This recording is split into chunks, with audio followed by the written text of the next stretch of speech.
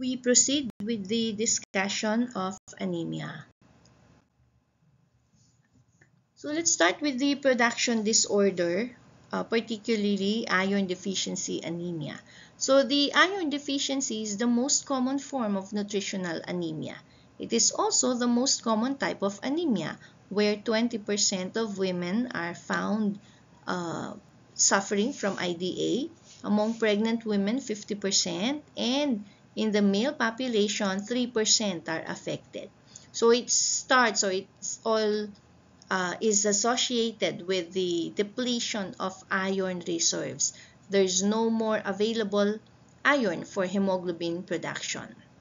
Now, we have learned previously that iron is required in the hemoglobin synthesis.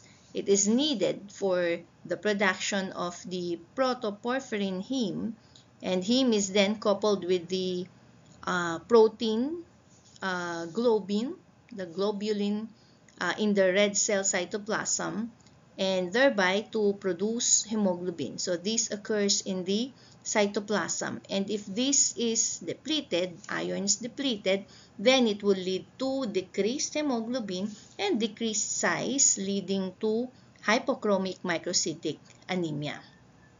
So the body contains actually 4,000 milligrams iron. 60% is present in the circulating blood. That's why for every 1 ml of blood, we have 1 milligram iron. And then the 40% is stored as ferritin or hemosiderin in the liver or in the REZ of bone marrow. For every 25 ml of RBCs broken due to aging, 1% of iron from these broken red cells is excreted in the urine, in bile, and other secretions, while the 24% is reutilized for production of new hemoglobin.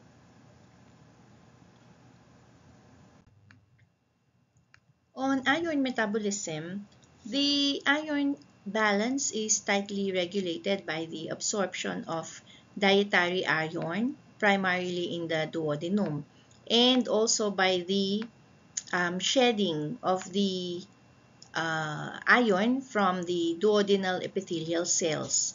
The storage or blocking of the iron in the duodenal epithelium maintains the balance between the absorbed iron and the iron transfer from the epithelial cells to the transferrin or the carrier protein transferrin.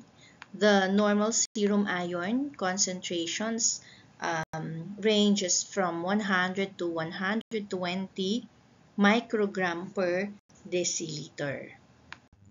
This slide shows us the regulation of iron absorption.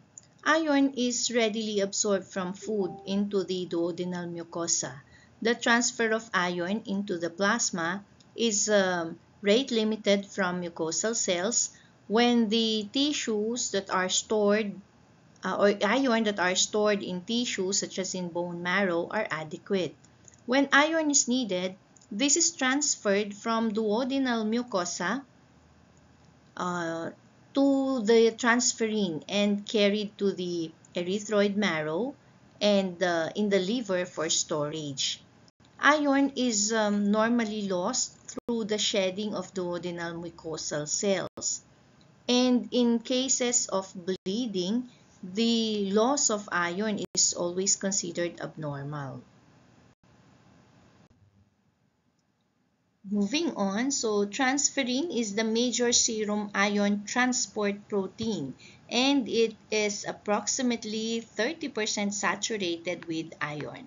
So the total capacity of transferrin to bind iron is known as the total iron binding capacity, or TIBC.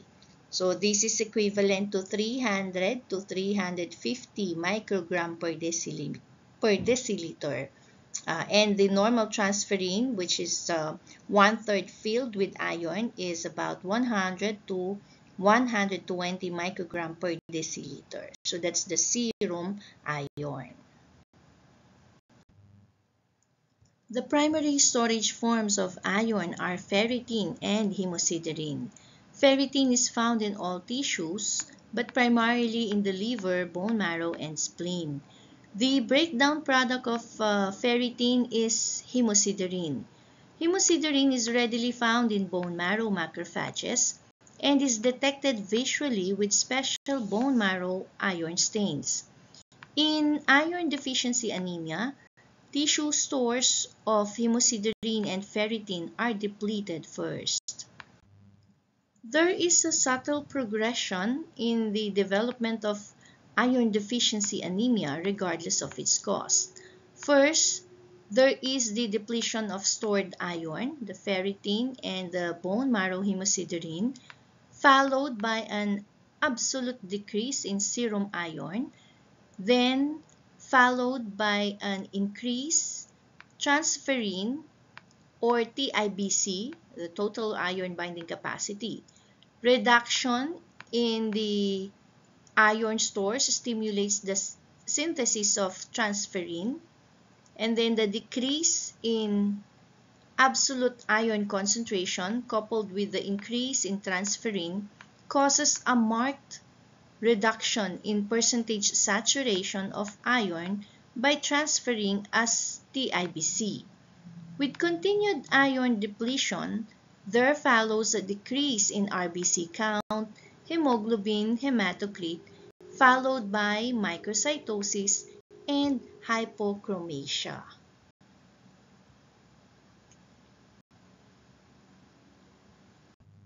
The classic case of iron deficiency anemia is microcytic hypochromic type or decreased MCV and MCH and MCHC or the blood indices with anisocytosis or there is increased in RDW. Serum iron, the percent iron saturation, the TIBC, and ferritin are likewise markedly decreased. Anemia may manifest as a symptom, sign, or laboratory finding. The cause or etiology of the anemia must always be established. Chronic blood loss is the most common cause of iron deficiency anemia. For premenopausal females, it is usually due to metrorrhagia or the dysfunctional uterine bleeding. In postmenopausal females and in males, anemia is usually due to gastrointestinal bleeding. So that means that if iron deficiency is detected among males and postmenopausal females, this should be investigated further because it is considered malignant until proven otherwise. Anemia during infancy and pregnancy reflect poor medical care delivery and nutrition. Then other causes of iron deficiency would be poor absorption of iron by the body, like in the case of achlorhydria and hypochlorhydria. These refer to states where gastric acid levels are either absent or low in the stomach. The gastrectomy can also lead to iron deficiency as well as steatorrhea or diseases such as the celiac disease. So this is an autoimmune disorder of the small intestine characterized by flattening of the mucosal lining of the intestines. Common symptoms of iron deficiency are usually nonspecific, such as fatigue and decreased exercise tolerance. The other findings are rarely seen today, like koilonychia is characterized by the thickened fingernails, sometimes called spoon-like nails. So this is commonly seen in patients with iron deficiency anemia, and experts believe that this is associated to chronic hypoxia.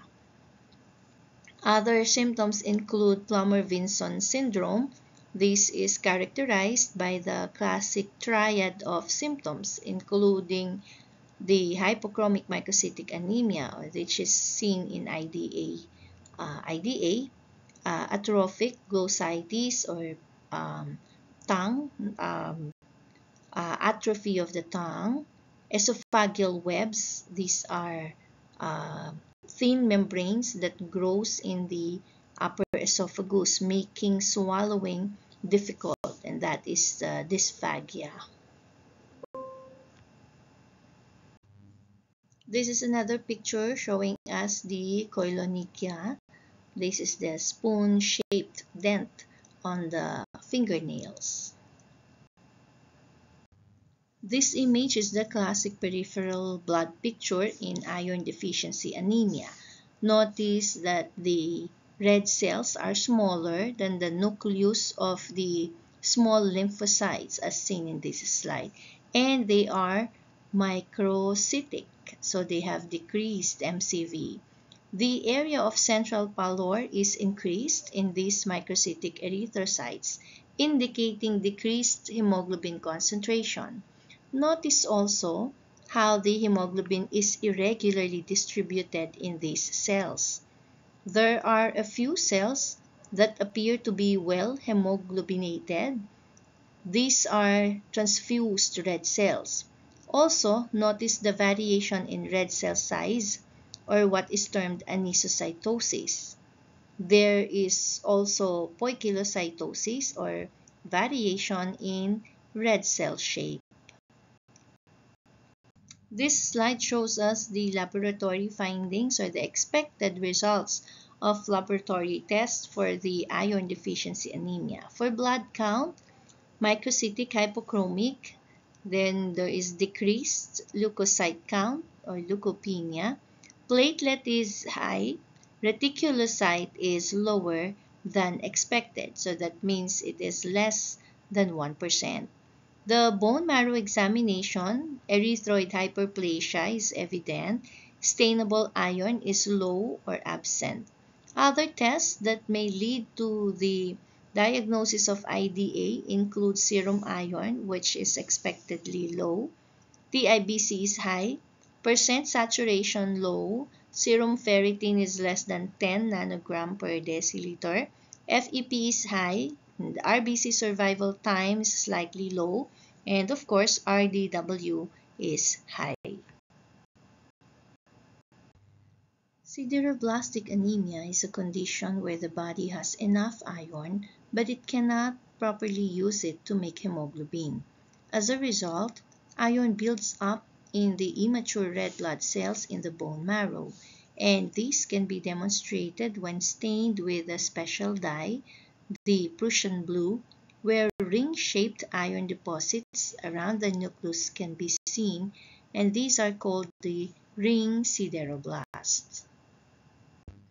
There are two main types of sideroblastic anemia, the congenital or hereditary and the acquired.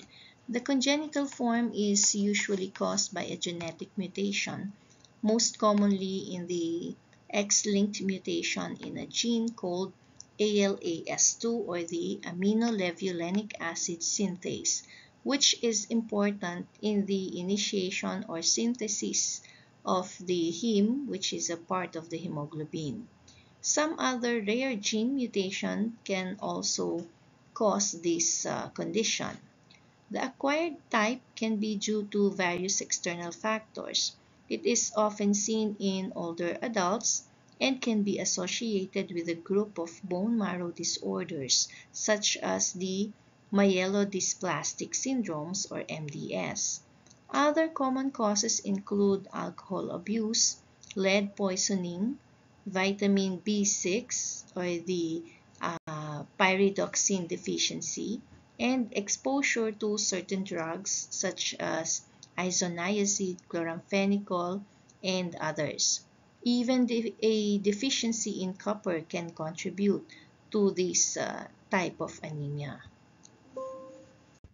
In laboratory tests, sideroblastic anemia may appear as either microcytic or normocytic anemia. Iron studies usually show increased serum iron and ferritin with normal or low total iron binding capacity or TIBC. A bone marrow biopsy stained with Prussian blue helps confirm the diagnosis by showing the classic ring sideroblast. In cases like lead poisoning, a blood smear might show basophilic stipplings. Common symptoms include fatigue, pale skin, and weakness due to reduced oxygen delivery in the body. If iron overload occurs, it can affect organs like the liver and heart and may cause splenomegaly over time. As mentioned a while ago, lead poisoning can lead to sideroblastic anemia, as lead can be can affect or it depresses enzyme activity of heme synthesis. Elevated levels of ALA or aminolevulinic acid, particularly in urine, can be a sign of porphyria. There is increase of red cells protoporphyrin. For adults, this may be associated to occupational hazards. For children, lead poisoning may be attributed to pica. Pica is an appetite for non-nutritive substances like coal, soil even, and chalk paper, or an abnormal appetite for some things that may be considered foods. Megaloblastic anemias with MCV greater than 100 are usually caused either by impaired absorption of vitamin B12 or cobalamin and or folic acid deficiency. Since both of these vitamins are needed for DNA synthesis, the effects on erythropoiesis are similar. Defective DNA production results to abnormal nuclear and cytoplasmic development. Vitamin B12 deficiency is most often due to malabsorption. Gastric acid is needed to release B12 from the food. Intrinsic factor secreted by gastric parietal cells is necessary for the absorption of vitamin B12. The intrinsic factor B12 complexes are then absorbed in the distal ileum. Any disarrangement of these steps can lead to malabsorption of vitamin B12. The most common cause of B12 deficiency or pernicious anemia is the presence of autoantibodies which block the B12 absorption. As you can see in this slide, these autoantibodies can be of several different types. Blocking antibodies which block the binding of B12 to intrinsic factor, binding antibodies which react with the intrinsic factor B12 complexes and prevent them from binding to the ileal receptor, and parietal cell antibodies which bind the parietal cells of the gastric mucosa. Both B12 and folate deficiency impair DNA synthesis, as mentioned earlier, and these affect rapidly the dividing cells, such of those of the hematopoietic and gastrointestinal systems. Megaloblastic anemia, whether due to B12 or folate deficiency, has similar laboratory findings. All myeloid cell lines, the red cells, granulocytes, and platelets can be affected. The morphologic hallmark of megaloblastic anemia is the production of megaloblasts in the bone marrow and peripheral blood macrocytes. This is seen also when MCV results to greater than 100. There is accumulation of the deranged megaloblast in the bone marrow with destruction in the bone marrow or autohemolysis. In the peripheral blood, macrocytes are destroyed by the reticuloendothelial system. Granulocytes become enlarged and are hypersegmented. There may be decreased platelet or the thrombocytopenia and a decreased granulocyte count or the neutropenia. The classical findings in the peripheral blood are the presence of macrocytic ovulocytes and hypersegmented neutrophils or polymorphonuclear leukocytes. As you can see in this slide, with B12 deficiency, there is also associated neurological defects as a consequence of the myelination of the posterior and lateral columns of the spinal cord. Pernicious anemia is the common representative form of megaloblastic anemia. It is primarily caused by lack of intrinsic factor, a substance needed to absorb vitamin B12 from the GIT, which in turn is necessary in the formation of RBCs. Although autoantibodies are the most common cause of pernicious anemia, other causes include atrophic gastritis or failure to secrete the intrinsic factor, and achlorhydria or the absence of gastric acid. Other causes of B12 deficiency are listed below, and don't forget the fish tapeworm or the D. latum, which is associated also to megaloblastic or B12 deficiency because the worm competes with the vitamin B12 of the patient. In megaloblastic anemia cases, in the examination of bone marrow, the term nuclear cytoplasmic asynchrony describes a mismatch in the development of the nucleus and the cytoplasm in the blood cell precursors. In megaloblastic anemia, due to defective DNA synthesis, commonly from vitamin B12 or folate deficiency, the nucleus matures slowly while the cytoplasm develops normally. This is the hallmark of the condition. In the erythroid series, this is the most affected or the hallmark changes. Megaloblasts, these are abnormal large erythroid precursors with immature nuclei and mature cytoplasm. They are the classic feature of megaloblastic anemia. Please take note of that. The megaloblast in the erythroid series. The erythroid hyperplasia, this means the bone marrow shows increased red cell precursors in response to anemia, but most of them are ineffective due to the faulty DNA synthesis. This leads to ineffective erythropoiesis. So there is more production, but there is poor output. In the myeloid series, this also shows nuclear cytoplasmic asynchrony, though less pronounced than in the erythroid cells. The myeloid precursors, like neutrophil precursors, may have large sizes and giant metamyelocytes due to abnormal nuclear development. The megaloblastic anemia has an infrequent changes when it comes to megakaryocytic series. The changes are less common in these megakaryocytic series, but when present, megakaryocytes may appear abnormal or hyperlobated. Overall, this lineage is least affected in the megaloblastic anemia. In this image, normal erythroid cells are depicted on the left, while megaloblastic erythroids are seen on the right.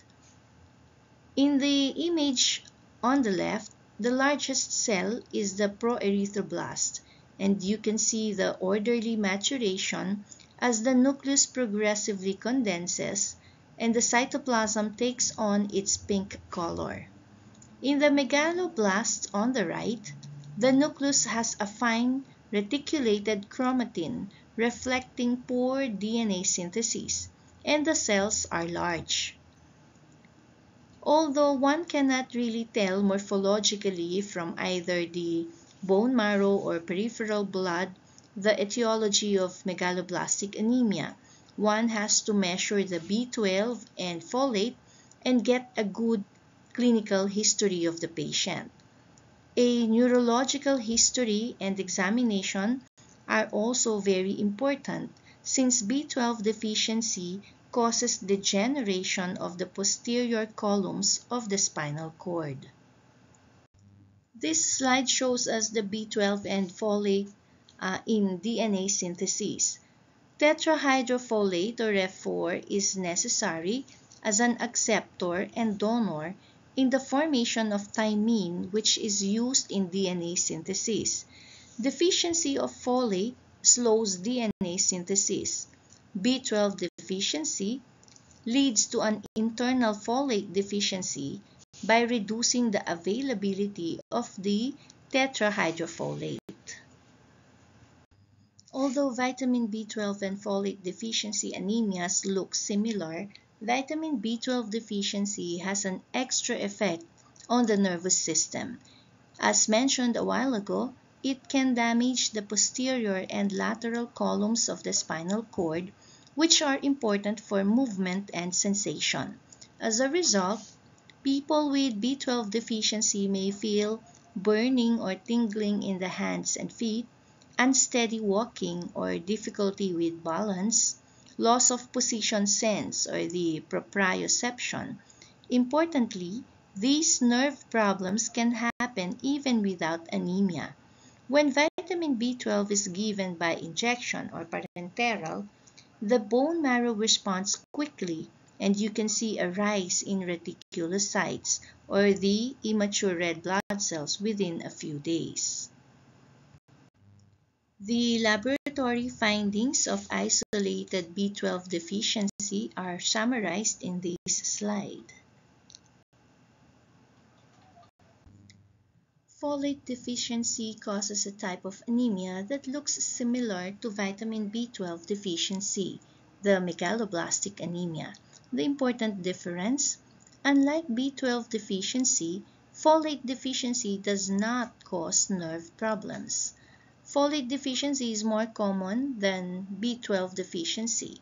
It often affects people who drink a lot of alcohol, the elderly, people with poor diets, or those with malabsorption or trouble absorbing nutrients, particularly those who have intestinal diseases and are into chronic drugs.